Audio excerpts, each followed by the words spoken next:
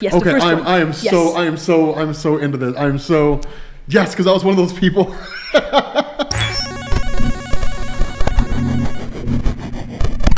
All right, what's going on, guys? We're doing Listcussion. Yes, right? yes. We are doing Listcussion here on Absolutely. Eldril Monster. I decided to intro the episode today, Awesome. so of course we have Nathalie. Thank you so much. Yes. Yep, and then we have Benny. Yeah. So the whole idea here is we're covering what topic are we talking about today? We're going to be talking about the misleading video game trailers that lie to us. Oh God, yes. Okay, I really want to talk about this. It was one of my favorites. List that I got to put together. So I'm excited. Yeah. Yes. So you want to start right away? Yeah, That's it? yeah, let's jump into it. Okay. So, okay. I mean, Benny's pretty quiet, so I don't. Yeah, I guess. Yeah, he has nothing to say about it. So, okay. Yeah. So Assassin's Creed is first on the list. Okay. Assassin's Creed 1? Yes. Okay, The first one. I am so into this. Yes, because I was one of those people. Given Assassin's Creed massive status in the gaming industry, it's safe to say the franchise has a pretty well-established set of tropes, apparently. Yeah, okay. That each entry now sticks to. At this point, everyone knows each game will be set in an iconic historical setting with a few quirky sci-fi aspects thrown in for good measure. However, trailers leading up to the original title's release swept the sci-fi aspect of the game entirely under the rug. There were a few hints here and there in the form of glimmering hidden Animus glitches, but gamers never were told that these glitches signified until they got their hands on the final game. Those hoping for thoroughly authentic history fueled, God damn it, fueled, I mean, I'm just like, it's Ben right there, you know? Adventure were quite rightly surprised when Assassin's Creed actually opened its game by diving headfirst into sci-fi. I'm just looking at Gary. You got it. Jargon. You're good. Yes. You're good. By hiding, goddamn You it. should adjust your microphone though. Yeah, I probably should. You're right. By hiding you the can just adjust futuristic it like aesthetic of the game. Oh, right here. No. Like this. Where your hand is. All right, push it that way. Like that. There we go. A little more. There we go.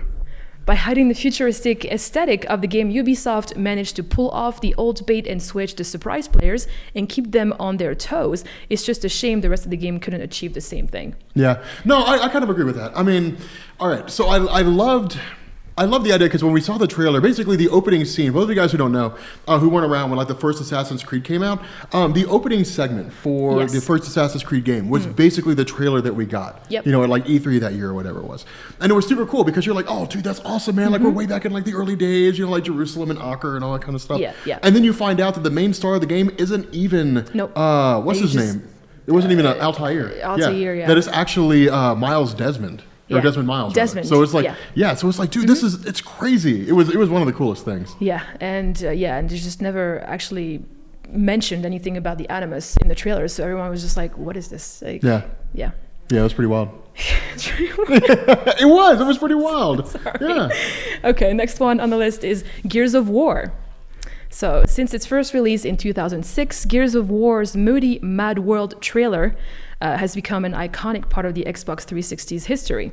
The trailer teased a title that would be steeped in atmosphere, focusing on a lone survivor battling against insurmountable odds in a ravished dystopian future. While the trailer indeed set up the main character and the world around him, players hoping for an engaging story with survival horror sensibilities had their cries drowned out by the game's immediate chainsaw dueling anarchy. God damn it, this website, man.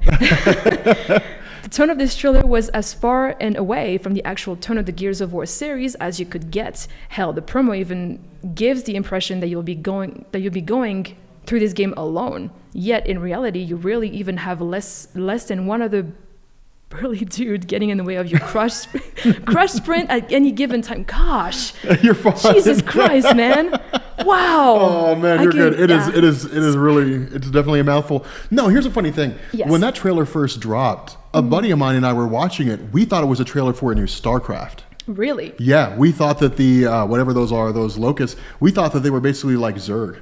that they were somehow modified, or because remember, like when you see the giant Zerg, or not the giant Zerg, the giant locust spider looking thing, like you don't really know what it is at first. You just kind of see some glowing eyes and you see some mandibles. Yep. And so we were just like, dude, I think this is StarCraft, and then it's just Gears of War, and I was like, huh. Yeah. I mean, I was still super hyped, and it is still one of the greatest games I've ever played. Oh yeah. But yeah, I mean, the only thing, I mean, whenever I hear the song Mad World, that's all I can think about, Gears of War. So yeah, it's pretty awesome. Yeah. Okay, so next one is Alien Colonial Marines. God damn it, I hate this word. Oh my god. This is going to be rough, man. All right, well, the train wreck of Aliens Colonial Marines release is nothing but a gaming joke in 2015. It's easy to forget just how promising the title had looked over the years since its initial reveal in 2008. Marines' failure was so massive, not because of how bad the game was, but because of how good it looked only a few months before release. Sega bombarded the internet with atmospheric trailers after atmospheric trailers in the weeks leading up to the release, and the goodwill developers Gearbox had secured from releasing the Borderlands series gave gamers no real reason to be suspicious of what they were seeing. But the rest, as they say, is history, and the retail version of Marines, was famously nothing like the trailers would have had you assume. Entire assets were scrapped, graphics were downgraded to PS2 levels, and a lot of the time you weren't even fighting aliens, but humans. And yeah, the worst thing about the Marines pre-release footage was that it fooled you into thinking the game was actually about aliens. It's not like it's in the title or anything. Yeah. Yeah, no, so, it was interesting really because if you go back and look at the history, and I'm pretty sure this is accurate, if you go back and look at the history, Gearbox, basically, it started this kind of civil war among Gearbox, right? Because like the developers, the Gearbox development team for Aliens Colonial Marines blamed Gearbox and said, well, they took all the resources for the game away to make a new Borderlands. Yeah. And so like, they had given us enough. And I was like, no, the problem is your game is crap and you're trying to shift the blame. Like that game was bad. It was glitchy. It had all kinds of problems. It's true. And that's what's so disappointing is because the story is actually really cool. Yeah. Like a follow-up to the second Alien movie. Like it was a really cool concept. They just sort of screwed it up. I mean, Hicks was there, so that ignored a lot of the continuity, different things like that. But then again, a lot of things ignored Alien 3, didn't they, Gary? Yeah, Gary says yes. Yeah. What do you think, Benny? Yeah, Benny agrees. Yeah, I agree with him too. Yeah. No, I mean, we actually played this game on on early days Eligible Monster, and we were just going through it, and it was just like a massive letdown. It was just like the graphics were just like PS2 levels. Like, whoa. It was like 2015, man. Yeah. Like, come on, what is this? It was rough. Yeah, and just fighting humans instead of aliens, really. Anyway, yeah, so the next one is Destiny. Oh, wow, yeah. Remember Destiny? I remember that. Game, the little game released in 2014 that was supposed to show the world that what the next generation of consoles were capable of. If you forgot about all that, it's no surprise, really. So even after Destiny released to mediocre reviews and disappointment all around from fans, more backlash had to do with the fact that developer Bungie lied to gamers at every turn. Regardless of now infamous, you can go to any of those mountains in the distance thing, the game was fooling the customers to their faces straight through its trailers. Destiny's ads promised a title full of character and intrigue, a non-stop adrenaline rush filled by teamwork and player interaction. But when Destiny released, the whole game felt a bit sterile. Playing Destiny felt less like you were on a quest to save the world, but rather that you were in charge of cleanup duty after someone else had already done so. The dynamic interactions and roller coaster set pieces of the trailer were replaced with 5 variations of the same go there, kill this side mission inside an utterly lifeless world. I agree with that. It was. I played a lot of it, but honestly, that was because that was my first introduction into something where you just grind away and waste time. So MMO. MMO. Yeah, it was my first foray into wasting time on games. Yeah. And so I was like, okay, this is really exciting. This is really cool. But now the honeymoon phase is over and the novelty is worn off. And I'm like, dude, this type of game is garbage. Like, just go in here and just it's like go in here and just keep do this thing and keep doing this thing. Until there's another thing to do. Right. And then when that thing is available, then just keep doing that until there's like another thing to do. And it's like that's a carrot on the stick game. It's pretty it's a carrot. I'm just like, dude, that's a really crappy format for a game.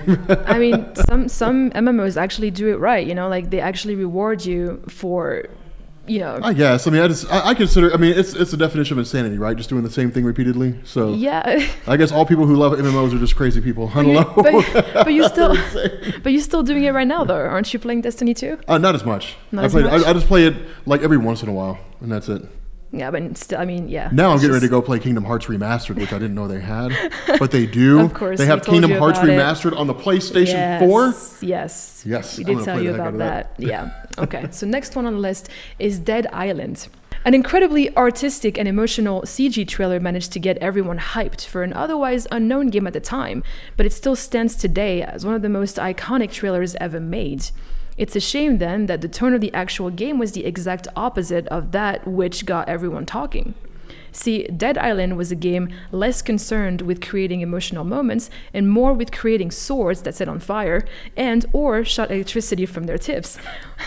While the trailer managed to show that the game was set in a tropical holiday resort, that was the only thing that it managed to display accurately on about the final release. Instead of an emotional story, gamers were instead treated to a slightly above average title that featured more than a handful of racist stereotypes disguised as characters, something that trailer handily left out. It's true. I mean, do you remember like I remember that, the Asian lady and well, yeah, it's just, yeah. Yeah, we kept referring to Cinnamon as cinnamon. So, really? Yeah, we kept calling him Cinnamon all the time. And so, we would run around and just be like, oh, dude, we got to go find Cinnamon. No, the problem that I had with that is it was another one of those rinse-repeat games. It was like every level was the same, except the monsters are just a little bit different. And so it was like, all right. I mean, but see, to me, though, that's not the worst thing because like a lot of story-driven games are like that. Right? Like it's always just a different level, but there's always the same level, but just monsters a little bit different or like the enemies a little bit different or whatever. But I actually wasn't that avidly against like Dead Island. Oh, it was good, but it's just that the trailer showed like an actual, it was just like, I think if I remember correctly, I mean, correct me if I'm wrong, it's just like someone that was trying to save a child from a zombie. Yeah, it seemed like a survival horror kind of game from the trailer, but then you play it and then it's basically like it's all about like, it's pretty much Dead Rising. There we go. Yeah, that's what I was saying. It's like Dead Rising. Yeah, in a sense where you just focus on just nothing but creating weapons in order to just do side missions, like endless side missions of just rescuing people essentially. Yeah, pretty much. So that's what I just didn't really like about it, but whatever. And also the save fiasco of like I got to the end of the game like 3 times and the save corrupted and stuff. So yeah. Oh really? Yeah, it was a disaster. Wow. I never had that problem. Really? Yeah. Man, I talked to a lot of people that had the same problem. It's just what bad. I found is people who were duplicating guns. Yeah, that too. That was cool, actually. Like these super OP guns. Of course. Yeah, yes. It was amazing. Yeah. Okay, next on the list. Are you ready for this? Okay. BioShock Infinite. No, wait a minute now. No, I did not feel duped by BioShock Infinite. Wait for it. Okay. Saying BioShock Infinite had a problematic development cycle wouldn't be an overstatement. Constant design changes, narrative shifts, and rewrites meant that the final game was nothing like the haunting gameplay that was originally unveiled to audiences back in 2011. Trailers for the latest BioShock up until release showed mechanics that would later be dropped, a scale that would be significantly decreased, and even large sections of the game that would never see the light of day. While Infinite finally released in 2013 to critical acclaim, players and critics alike had huge problems with the obviously dumbed-down shooting mechanics. While you expect the game's story to change during development, no one had any idea that the combat here would be scaled down and crippled so much. So I don't think it was scaled down or crippled. It was interesting. It was. So the first gameplay trailer that they showed, you could see Elizabeth working alongside you, essentially, and she was supposed to be like that badass like side chick that would like combine attacks with you, and she turned out to be that person that just would throw ammo or health packs at you, and that's it. Yeah, that worked for me. That's perfectly fine for me.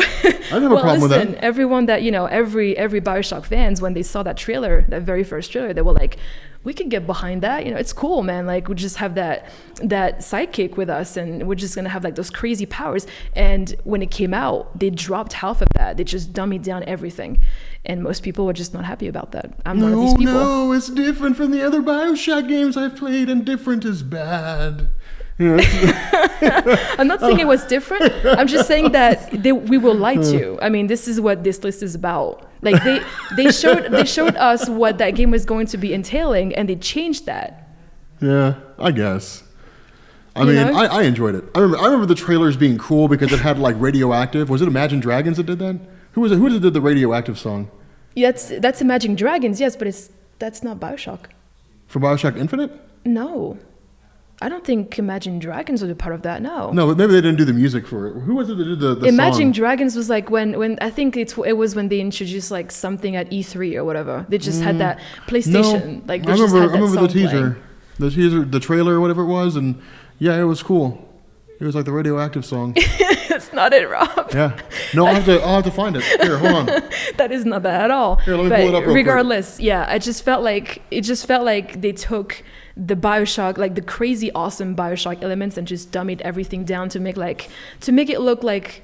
To make it like- an easy to play first person Yeah, shooter? essentially, yes. Yeah, that's not Call a of bad Duty. thing. You know, That's- turn BioShock into Call of Duty when all you really were like all. It didn't turn into Call of Duty. I mean, It pretty had a much great like story. point and shoot, and just I like love the here's your story. ammo and here's your health packs. When it's BioShock is all about the powers, like the vigors and everything like that, and they just dominated. They just crippled it. It's true. Like they have the right wording there. It's just the combat was scaled down and it was crippled.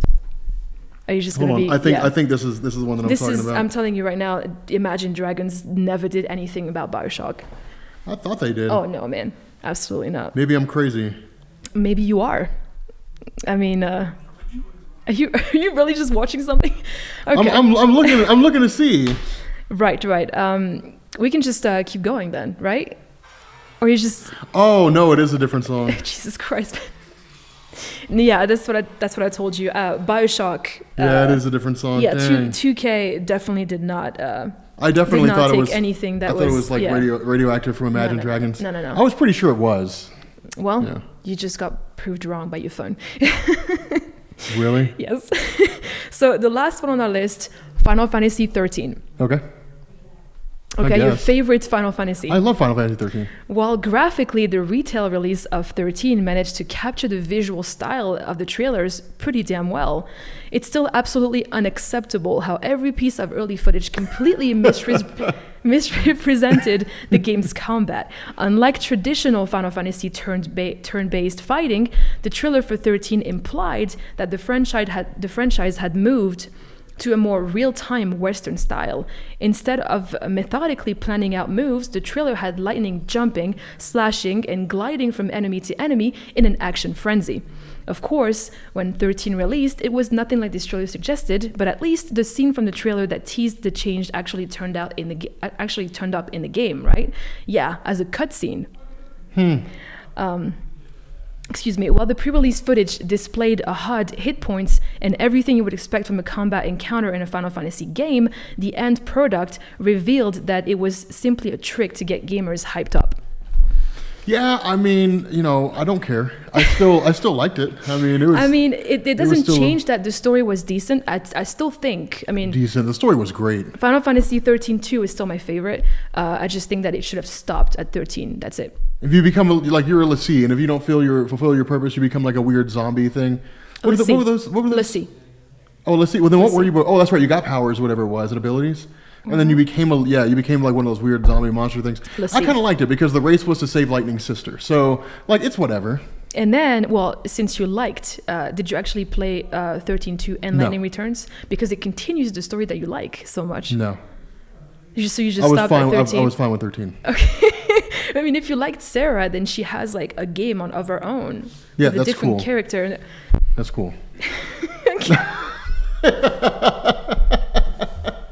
No, I don't know. Oh I mean, my God, Rob. I didn't really feel cheated. I mean, to me, it was a cool game. I mean, it was cheating in the sense that all the Final Fantasy players, they were just expecting a turn-based game, just like any other Final Fantasies. And Yeah. when 13 came out, then we were promised something that was like very like, just like upbeat, like lightning jumping around, slashing. And it turns out that was just a cutscene, and that's what pissed people off. I mean, they were advertising the actual gameplay. And that looked like just the same, but people were expecting that badass cutscene to be what you would be able to do in game, and it just didn't provide. I mean, it just didn't. Yeah, I mean, I understand where they're coming from, because when you go directly from a turn-based style to just real-time combat, yes, it definitely does change everything. It really shifts up the dynamic of the game, because having a turn-based means you get to pick your attacks and you get to be more intelligent about what you do, whereas in real time, it's just a slasher kind of game. I mean, I do actually enjoy what they've done in Final Fantasy 13, where it's like you don't just stand there and it's just like when you press attack, then you just go to the enemy and then you just come back and that's it. At least they made it like more like in your face, like this is what she does. She slashes and she does like all these jumps, and it looks pretty cool visually. But most people were just like, this is not the Final Fantasy I'm used to, I'm just used to just standing there and just picking my attacks, and Lightning Returns just did everything wrong, so not even gonna get into that. I guess it is different from what they're used to, but I guess they need to get used to something new. So Lightning Returns was just pretty much like a Barbie game where you would just dress up Lightning. Really? Yeah. So yeah, I mean, my favorite is still to this day. It's still Final Fantasy 13 too, just because the characters were just you just got attached to them a lot more.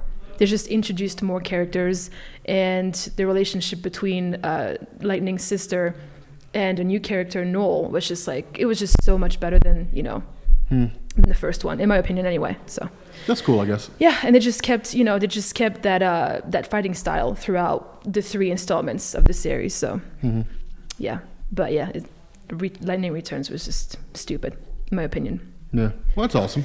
Yeah, that's it. That's my list for you. That's a list? Yeah. That's a cool list. I like that. Trailers that trick people. Yeah. Awesome. That's kind of weird. I mean, I can see why so many people would get mad over some of those trailers. Yeah, I figured you'd be agreeing with Destiny at the very least. No, yeah, definitely. That was definitely a trailer that just swindled a lot of people. Like it hoodwinked tons of folks. I'm surprised No Man's Sky wasn't on that list. Oh my gosh, I think they're on a different list. They're like, I forgot, but I know they're on a different list, and I feel like honestly there's a lot of people behind that game still, and I don't understand why either. Yeah. But I feel like you'd piss off a lot of people if I was, Oh, it's funny because when we did that, when we critiqued like the big update, they were like, the game's totally different. I'm like, no, it still kind of looks like crap. Like it still looks pretty garbage. Yeah, like, well, I mean, you can sing me a song about how it changed a whole bunch of different things, but it didn't change much. They're like, look at this game now versus where it used to be, and I was like, so you got a few more patches of grass. Yeah. Well, I guess that really changes everything. There's actually a list that they put together. What Culture, by the way, I forgot to mention that the list is from whatculture.com, but they actually put a list together of 10 reasons why No Man's Sky is actually worth playing now, and I didn't actually go into that one because I knew you guys made a video about it already, so I didn't want to, I played the updated version, and I was like, it's still not worth playing. No. See, the problem with No Man's Sky is you don't feel like you're part of anything. Like, you feel like you're just kind of a guy out there in space. And when they were promoting the whole multiplayer aspects and being able to play with your friends and finding people. Yeah. It's a great game to have if you want to wind down. Like if you want to kill an hour, kill an hour before you go to bed or something like that. Right. But if what you're looking for is like a universal expanding adventure and you want to feel part of something huge, good luck, because you're never going to run into anybody.